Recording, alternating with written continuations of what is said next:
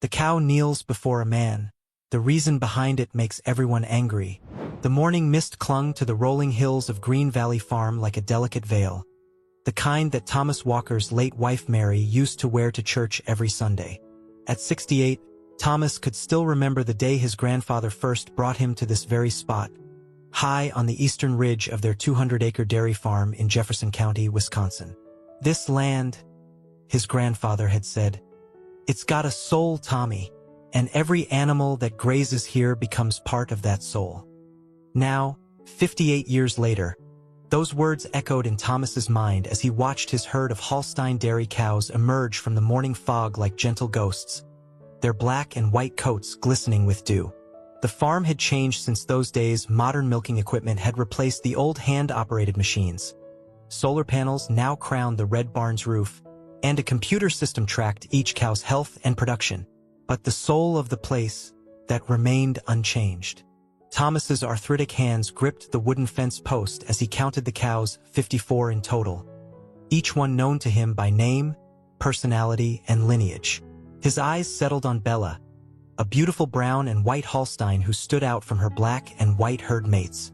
She was special, not just in her coloring but in her very nature. Born 6 years ago during the worst thunderstorm Jefferson County had seen in decades, Bella had entered the world fighting for survival. "She's not gonna make it, Dad," Sarah, his daughter, had said that night.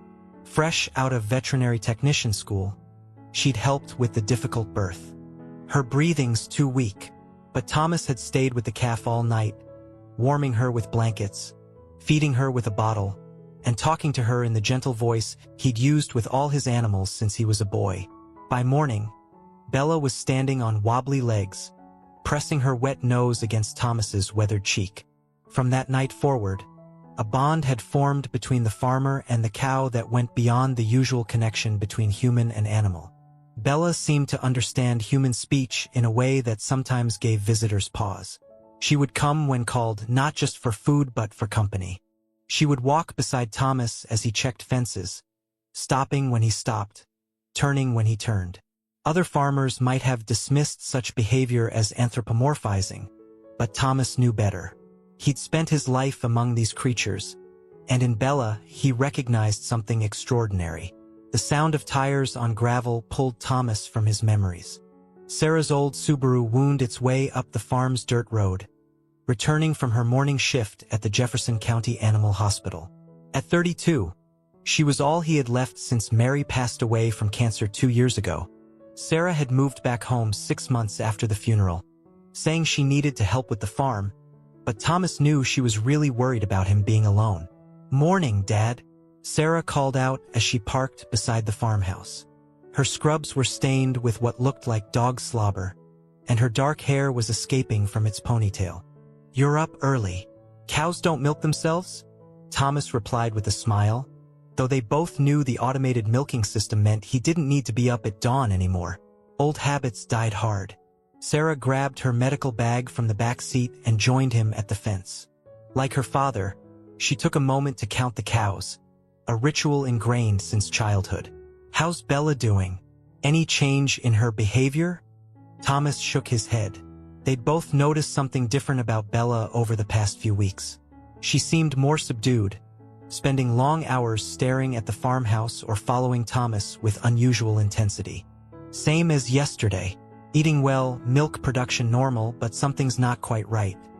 Want me to run some tests? We could check her blood work, make sure nothing's wrong." Before Thomas could respond, a new sound interrupted their conversation, the distinctive purr of a luxury vehicle. A black Cadillac Escalade appeared at the farm's entrance, followed by 2 more identical vehicles. "Who's that?" Sarah asked, though something in her voice suggested she already knew. Thomas's jaw tightened. "Morrison Agricultural Industries. They've been buying up every family farm in the county. Guess we're next on their list." The lead vehicle stopped, and James Morrison himself stepped out. Thomas had seen him at agricultural conferences and county meetings, tall, silver-haired, wearing a suit that probably cost more than 3 months of milk profits. 2 younger men emerged from the other vehicles, carrying tablets and leather portfolios. "Mr. Walker," Morrison called out. his voice carrying across the morning air with practiced authority. "Hope we're not interrupting your morning routine." Sarah touched her father's arm. "Want me to stay?" No, sweetheart. "Go get cleaned up. I can handle this." As Sarah headed toward the house, Morrison and his associates made their way up the path. The corporate farmer's expensive leather shoes were already collecting mud, and Thomas felt a grim satisfaction at the sight. "Beautiful operation you've got here, Thomas? May I call you Thomas?" Morrison didn't wait for an answer. 50 years of Walker family dairy farming, if I'm not mistaken. Your father won the County Excellence Award back in '85, didn't he? Thomas nodded, surprised by Morrison's knowledge of his family history. 58 years, actually. And yes, Dad won that award for his breeding program. "Impressive legacy," Morrison said, making a show of looking around the farm. "Must be getting harder to maintain, though. These small operations, they're fighting an uphill battle these days. Feed costs, equipment maintenance, labor shortages. It's a tough market for the little guy." One of the younger men opened his tablet. "Mr. Walker, your farm's production numbers for the past 3 quarters show a 17% decline compared to last year. Feed costs have increased by 23%, and your debt-to-asset ratio is approaching critical levels." Thomas felt his face grow hot. "Been doing your homework, I see." Morrison smiled, but it didn't reach his eyes. "We like to be thorough. Listen, Thomas, I'm going to be direct with you. Morrison Agricultural Industries is prepared to make you a very generous offer for Green Valley Farm. We're talking 7 figures, plus a lifetime consultation contract if you're interested. You could retire comfortably, maybe travel a bit. When was the last time you took a vacation?" The question hit home. Thomas couldn't remember his last real vacation. Mary had always wanted to see the Grand Canyon, but there was never enough time, never enough money. Always another season to get through, another challenge to overcome. "And what would happen to the farm?" Thomas asked, though he already knew the answer. Morrison gestured expansively. "We'd modernize, of course. Our efficiency models show we could triple production with the right infrastructure investments. The old barn would have to go, beautiful piece of history, but not practical for modern operations. We'd expand the herd to about 500 head. Install the latest automated systems. Your 50 acres of pasture? Perfect for new climate-controlled facilities." Thomas looked out at his cows, peacefully grazing in the morning sun. He thought about them confined in massive industrial barns, never feeling grass beneath their feet or sun on their backs. He thought about Bella, who loved to watch the sunset from the western pasture, who came running when he called her name. "I appreciate the offer, Mr. Morrison, but I'll need time to think about it." Morrison's smile tightened slightly. Of course. But I should mention we're looking at several properties in the area. This offer is time-sensitive. Let's say 48 hours? After that, we'll need to move on to other opportunities." After Morrison and his team left, Thomas remained at the fence, his mind churning. The numbers they'd quoted were accurate, painfully so. The drought had driven feed prices to record highs, and the big industrial farms were flooding the market with cheap milk, driving prices down. He'd been dipping into his retirement savings to keep the farm afloat, but that couldn't last forever. Sarah appeared beside him, freshly showered and changed. What did they offer? Thomas told her the number, watching her eyes widen. "Dad, that's a lot of money." "It's blood money," he said quietly. "They're not buying the farm to continue what we've built. They're buying it to destroy it and replace it with something that treats animals like machines." Sarah was quiet for a moment, then said, "Maybe we have other options. I've been doing some research. There are grants for sustainable farming, programs for historical farm preservation. We could diversify, maybe add some agritourism, farm-to-table events. People pay good money for authentic farm experiences these days." Before Thomas could respond, a commotion from the pasture caught their attention. The herd was acting strangely, gathering in a circle around something. At the center was Bella, and what they saw next would change everything. Bella was walking slowly, deliberately toward the fence where Thomas and Sarah stood. The other cows parted to make way for her, creating an almost ceremonial path. When she reached the fence, she did something neither Thomas nor Sarah had ever seen in all their years of farming. She gradually, gracefully lowered herself to her knees. "Dad?" Sarah's voice was barely a whisper. "Is she sick? Is something wrong with her legs?" But Thomas knew this wasn't a sign of illness. Bella's eyes were clear and focused, fixed directly on him.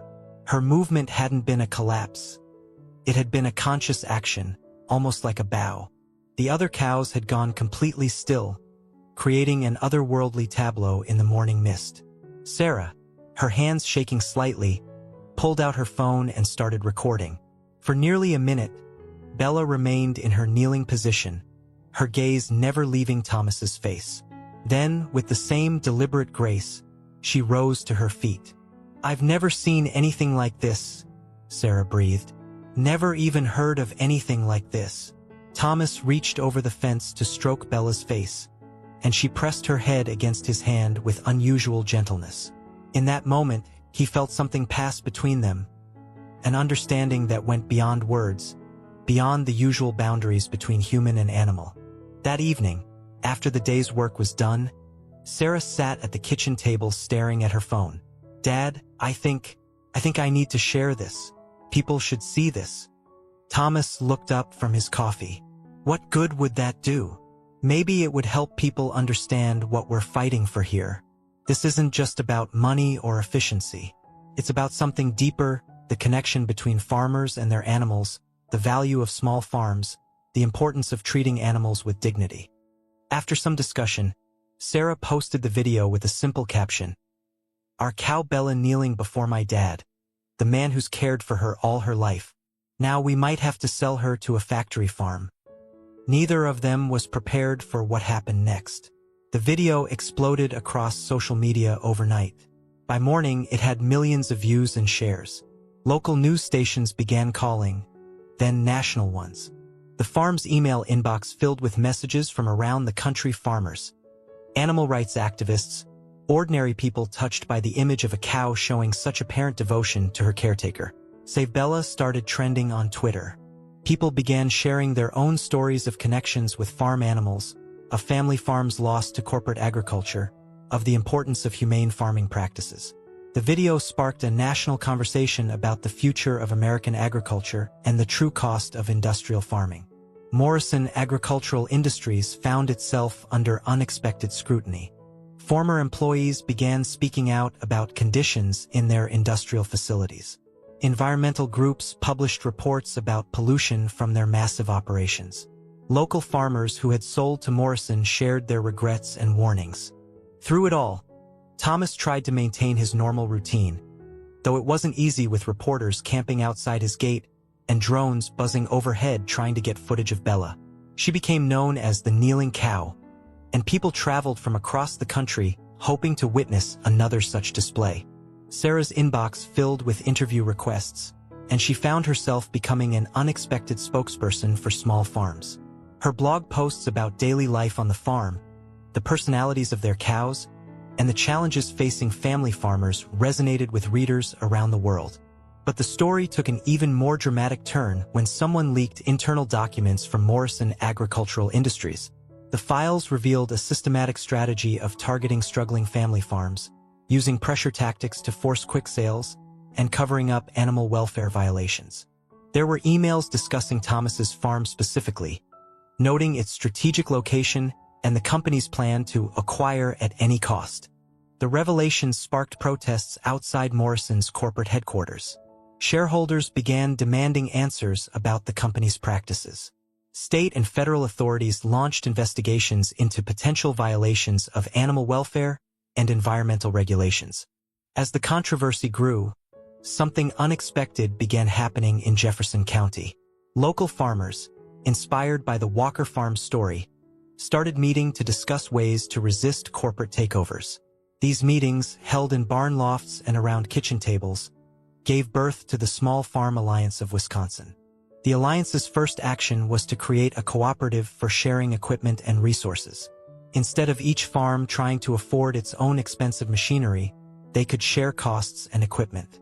They also began pooling their milk for better negotiating power with processors and retailers. Sarah's blog became a rallying point for the movement. She documented the formation of the alliance, shared stories from other family farms, and helped educate consumers about the differences between industrial and family farm practices. Her posts about the daily lives of their cows, especially Bella, helped people understand what was at stake in the fight to preserve small farms. Local restaurants and grocers, responding to customer demand, began specifically seeking out milk and dairy products from alliance farms.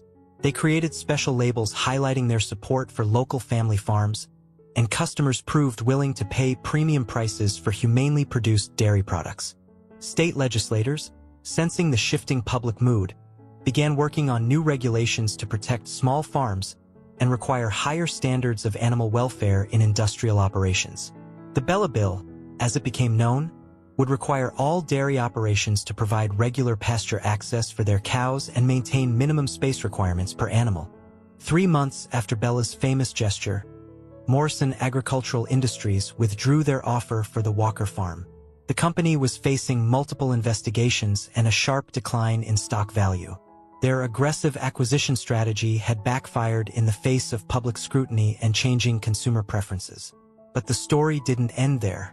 The Small Farm Alliance continued to grow, helping more family farms survive and thrive. The cooperative model they developed became a template for similar organizations across the country. Sarah's blog evolved into a full-fledged advocacy platform, connecting farmers with consumers and promoting sustainable agriculture. 1 year later, Thomas stood in the same pasture where Bella had knelt before him. The farm was doing better than ever, thanks to the cooperative and a growing base of customers who valued humanely produced dairy products. The old barn had been restored, not replaced, with help from a historical preservation grant. Solar panels and updated equipment had made the operation more efficient while maintaining their commitment to animal welfare. Bella was still there, still the first to greet him each morning, though she had never repeated her kneeling performance. She didn't need to. Her single gesture had already changed more lives than anyone could have imagined. "You know, girl," Thomas said, scratching her favorite spot behind her ears, "I think you knew exactly what you were doing that day." Sarah, watching from the farmhouse porch, smiled as she saw her father with his favorite cow. She had just finished updating her blog, which now had over 1 million followers. Today's post was about the anniversary of Bella's gesture, and how it had helped save not just their farm, but dozens of others across the state.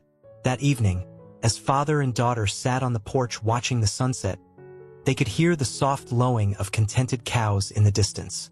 The sound carried with it the promise of a future where small farms could thrive, where animals were treated with kindness, and where profit wasn't the only measure of success.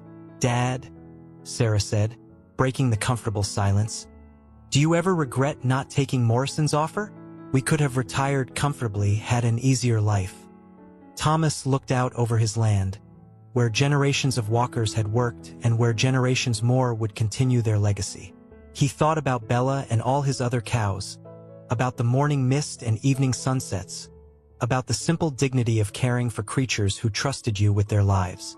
"You know, sweetheart," he said finally, "there are some things money can't buy.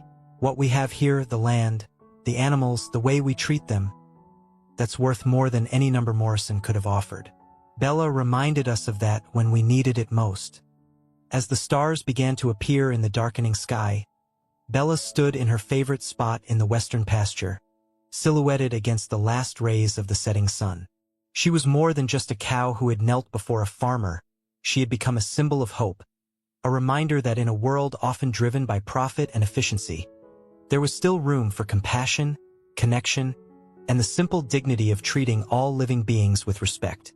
The Walker farm would survive now, and someday it would pass to Sarah, who would carry on the Walker tradition with the same dedication and love that had defined the farm for generations. But the impact of their story and Bella's remarkable gesture had rippled far beyond their fence lines. 5 years after Bella's kneel that changed everything, Green Valley Farm had become something of a pilgrimage site for those interested in sustainable agriculture. Sarah had developed an educational program, hosting students from agricultural colleges and aspiring farmers who wanted to learn about humane dairy farming practices. The old barn's hayloft had been converted into a classroom space, while still maintaining its historical charm. Bella, now 11 years old, had semi-retired from milk production but remained the farm's unofficial ambassador. Though she never repeated her famous genuflection, she displayed an uncanny ability to connect with visitors, especially children with special needs. Word spread about the gentle cow who seemed to understand human emotions, and soon therapeutic programs began incorporating visits to Green Valley Farm into their treatment plans. There's something healing about her presence, a child psychologist noted after bringing a group of traumatized children to the farm. She has this way of approaching the most withdrawn children and just being there for them. Thomas, now 73, had scaled back his physical work but remained the farm's spiritual center. He'd become something of a legend in farming circles, frequently asked to speak at agricultural conferences about the importance of maintaining human-animal connections in modern farming. Though public speaking had never been his forte, he found that when he spoke from his heart about his experiences, people listened. The Small Farm Alliance of Wisconsin had grown into a national movement, with similar organizations springing up in every dairy-producing state. They'd successfully lobbied for legislation protecting family farms and promoting animal welfare. The Bella Bill had become a model for other states, and its principles were being considered for federal legislation. Sarah had married a local veterinarian, Michael Chun, who shared her passion for animal welfare. Together, they'd expanded the farm's vision while staying true to its core values. They'd introduced innovative practices that balanced modern efficiency with traditional farming wisdom, proving that small farms could be both profitable and humane. The secret, Sarah often told visitors, is remembering that we're not just producing milk, we're caring for living beings who give us their trust and their best every day. When you honor that trust, everything else falls into place. Morrison Agricultural Industries, meanwhile, had undergone a dramatic transformation. After the investigations and public backlash, the company had been forced to reorganize. James Morrison had stepped down, replaced by new leadership that emphasized ethical farming practices. While still large-scale, they'd adopted many of the principles pioneered by farms like Green Valley, proving that even industrial agriculture could be more humane. One crisp autumn morning, as Thomas walked his daily rounds, he found Bella waiting by the fence where she'd made her famous gesture years before. She was showing her age now, moving more slowly, her face whitened with the years.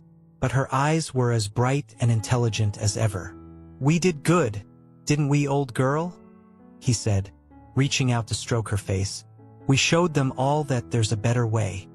Bella pressed her head against his hand, and for a moment, Thomas felt that same connection that had always existed between them, a bridge between species built on years of trust and care. Later that day, a school bus full of fourth graders arrived for one of Sarah's educational programs. As the children filed into the converted barn classroom, Thomas overheard one little girl ask, "Is that the famous cow?